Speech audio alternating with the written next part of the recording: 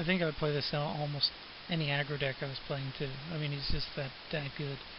Um, you know, Kraken Hatchling is one thing. Like, I don't know how many times I played Kraken Hatchling and they keep hook mastering it down or whatever. And, can't block this turn. Hook master. It's like, when does it actually get a friggin' block, right? Um, you know, or the teetering peaks. Perimeter Captain, all he needs to do is block. He can block later and make up for earlier turns that he wasn't able to block. Guy's crazy good. So yeah, that is one sick defender. Refraction Trap is ridiculous. It's another anti-red card. I don't know what the deal is with this set. They really didn't like that people are succeeding with mono red, I guess, in draft. So yeah, white just hates red right now for some reason, and they give him Rest for the Weary too. Okay, Refraction Trap. Well, the Rest for the Weary is not as bad. And basically, if your opponent played a red instant or sorcery, you can play it for 1 white, and it redirects 3 damage. Just like Harmzoid does, right? So, I mean, even if you have to hard cast this, which you usually will, it's crazy good. So, don't even worry about it. I mean, it's 2 for 1. So, definitely a first pick material. It's white removal. Much better than Iona's Judgment. Much better than most of the creatures. Yeah, I'd take it over Apex Hawks. Guess I would take it over Lightkeeper the Emeria. I don't know.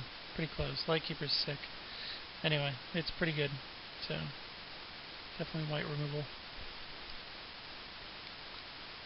Rest for the Weary. It's just a life gain card. 2 mana, gain 8 life if you played a land this turn.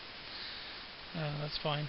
It's kind of annoying that you can't surprise your opponent with it profitably, on their turn. And get them to attack, overcommit. But, it's 8 life for 2 mana, and you don't have to, put 2 lands into play after casting it and wait for it to get destroyed by a disenchant effect. Against some decks, it'll be really good. So, I mean, it's obviously good against, what's that card? Unstable Footing, right? And I like playing Unstable Footing, so... I guess a lot of my red decks it wouldn't be that good because, my damage sources are permanent and I can just use Spire Barrage to hit the creatures instead of the player and clear the way. So that's fine. Ruin Ghost is really cool. Colorless and a white for 1/1. 1 white, exile target land. You control, then return it to the battlefield under your control. So, if it's a not come into play tap land, usually a plains, it doesn't cost you any mana to use it.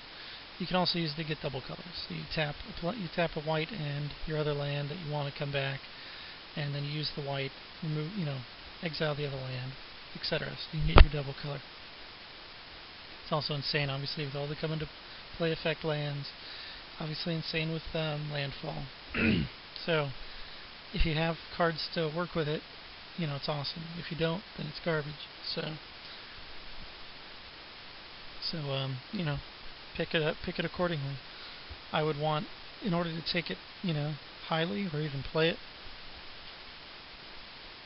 I would probably want at least 5 cards in my deck that interact with it, right? To make sure I draw at least one of them.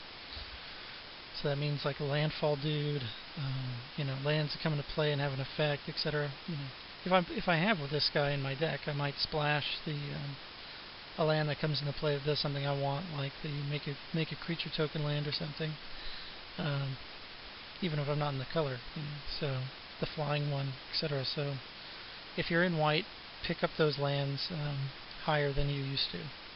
So something to keep in mind. Because you might get a Ruins Ghost in the last pack. Getting an uncommon from the set isn't that rare in draft because I think statistically or whatever the odds are you'll get an uncommon more often than you'll get a common in the other set. Pack for pack. Okay, now we have Stoneforge Mystic. I'd want at least 2 good equipments that I want to go search for to be playing it. If I am, I'm happy to play it.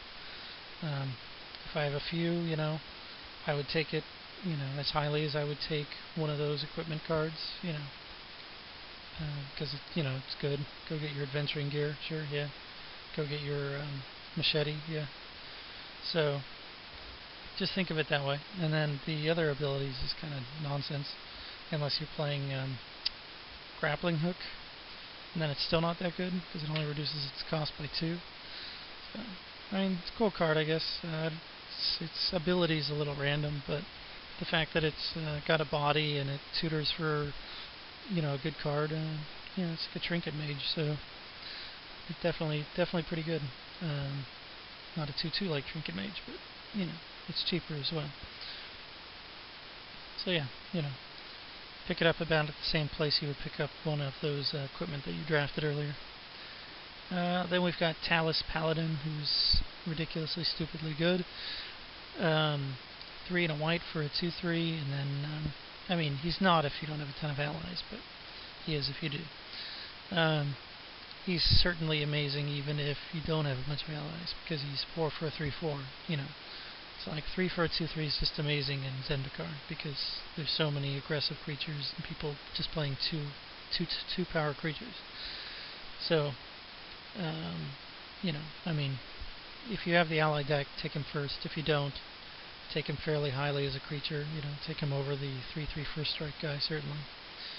Terra Eternal, you shouldn't really be playing unless you have, like, I don't know, 4 man lands or something, or a bunch of the Zendikons or whatever.